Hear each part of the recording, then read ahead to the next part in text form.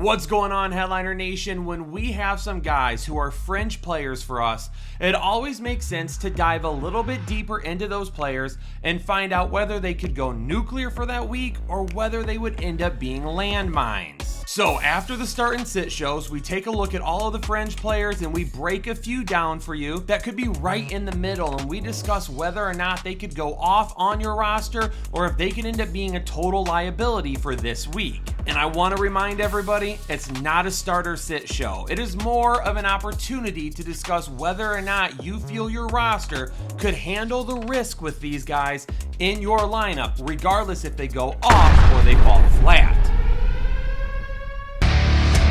Let's kick off week 2 talking about Cedric Tillman, wide receiver from the Cleveland Browns. Last week, the Baltimore Ravens, who he's going against this week, allowed 50.80 fantasy points to the wide receivers for the Buffalo Bills. They had a massive day. Keon Coleman had 112 receiving yards, 64 for Khalil Shakir, and 61 to Josh Palmer.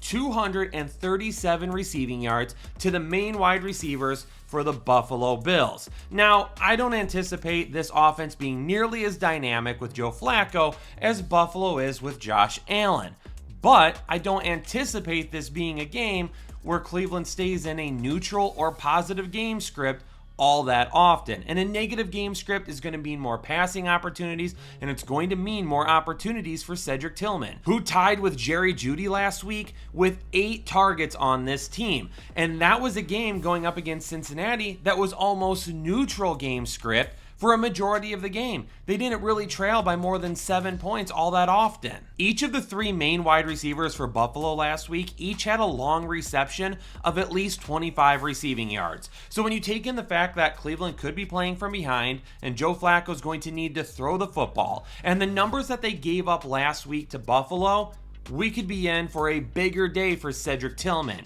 He's on the fringe, but I'm going to list him as a nuclear player in week 2. As we start talking about Michael Pittman, wide receiver from the Indianapolis Colts, I have one housekeeping note that I just want to make about the slides that you see on the screen. As of right now, because we only have one game in 2025, some of the stats are still from 2024, and that would be the points that you see for floor and ceiling. And as the season goes along and we have more weeks worth of games, those numbers will update to the floor, which is the fewest fantasy points somebody scored this season, and the ceiling, which is the most fantasy points they have scored this season.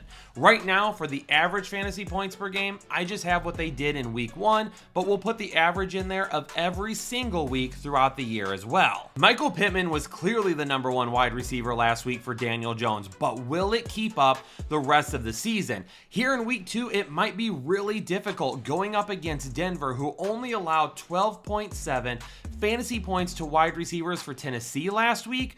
Michael Pittman may not have the ceiling that we just saw back in week 1. Now, he had great numbers, 8 targets with week 1, catching 6 of them and a touchdown. But there's a good possibility that he's going to be facing Patrick Surtain this week. And even if he doesn't and he's on the other side, or Surtain's moving around and isn't always on Pittman, it is still a very tough defense and a very tough secondary. For as good as Indianapolis looked in week 1, I think it's going to be very hard for them to duplicate that in week 2. And there's a lot of people out there that either have Michael Pittman, or maybe if he was available in your league, you picked him up off waivers. He's not a guy that I would recommend starting right now. Even if you have somebody else on your roster that might be a little bit riskier but have more upside, I would probably defer to that player instead. Michael Pittman is going to be a landmine for me this week, because there might be a lot of fantasy owners out there who are like, hey, great week 1, he's the number 1 option. This is going to be a game where Indianapolis could either be a neutral or negative game script, so they're going to throw it to Michael Pittman an awful lot.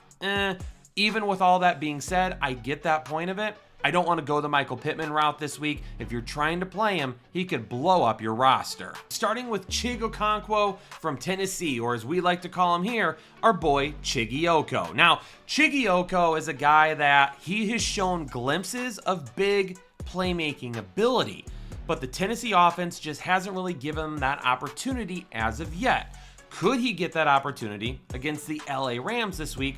who allowed 12 fantasy points last week to the tight end position. Now, last season, his floor was 0.4 fantasy points, and that was a game in which he had at least one target. His ceiling was 14.6 fantasy points.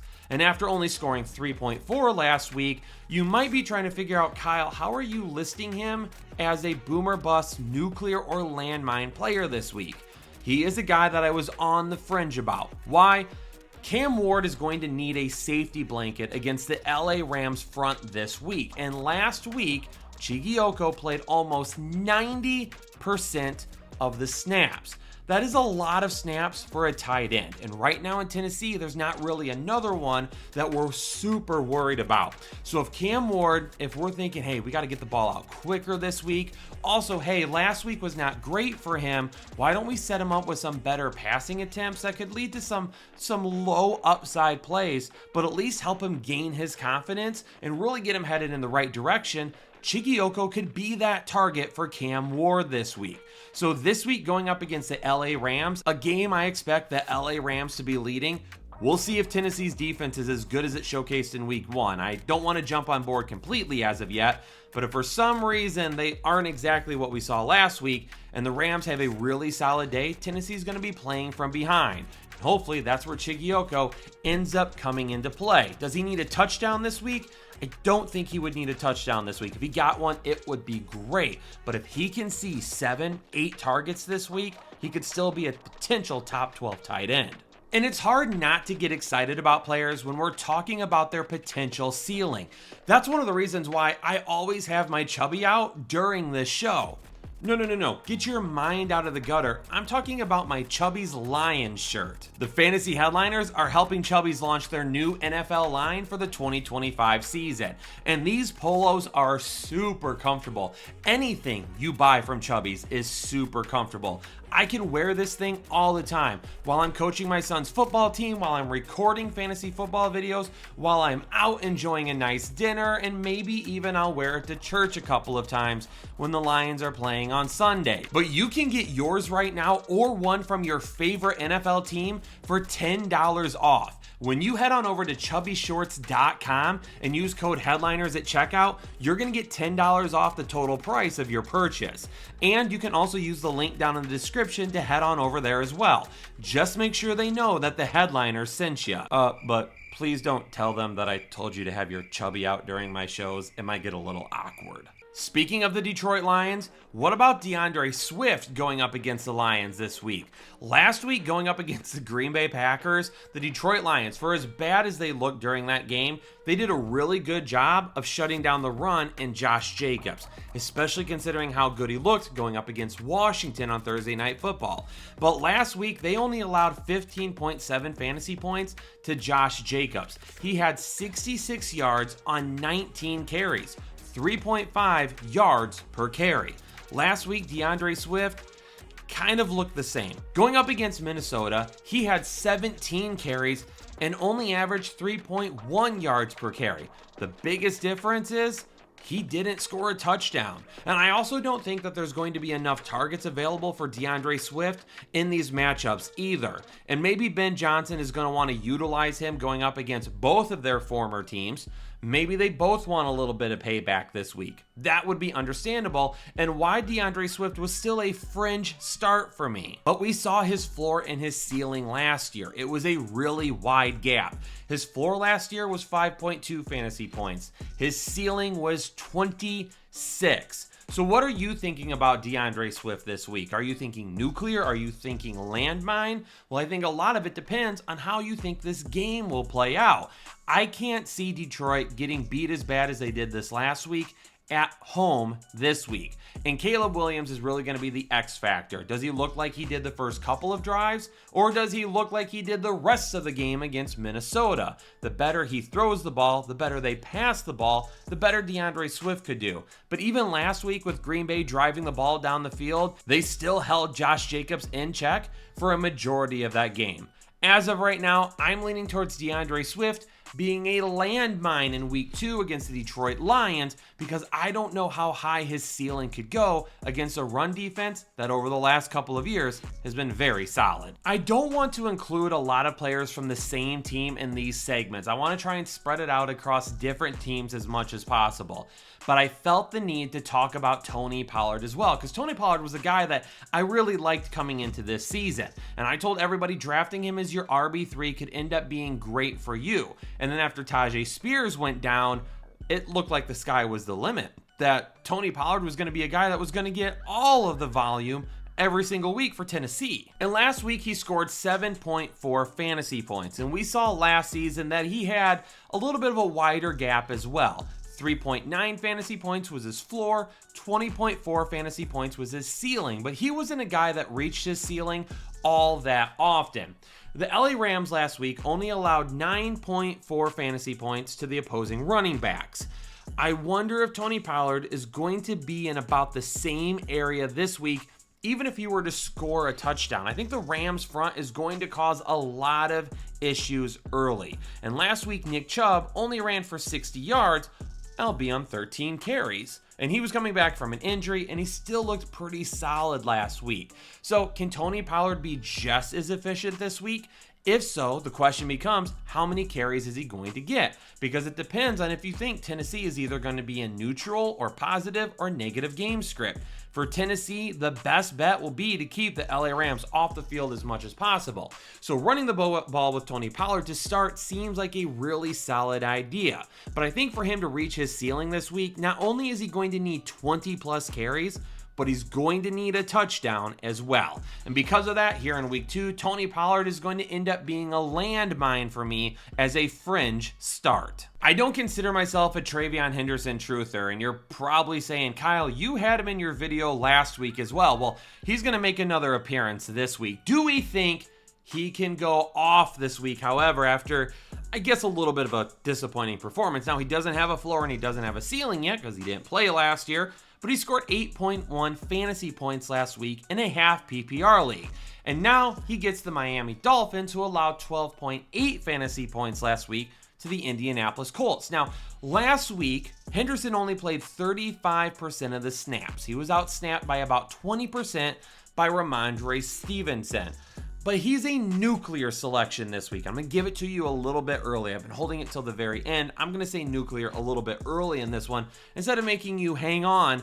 JT and Giddens last week for the Indianapolis Colts combined for 102 rushing yards on 30 carries. Now, is that the best efficiency? Absolutely not. And we would hope that Henderson would have better efficiency this week. But I think this is a game that New England can compete in, given how Miami has looked over the first week of the season and even at times last year. That offensive scheme just isn't getting the job done right now. And last week, he just didn't have, Henderson, by the way, didn't have the biggest type of day that a lot of people would have wanted him to, because they were drafting him in like the 4th or the 5th round. Maybe depending on league size, he fell about to the 6th every once in a while.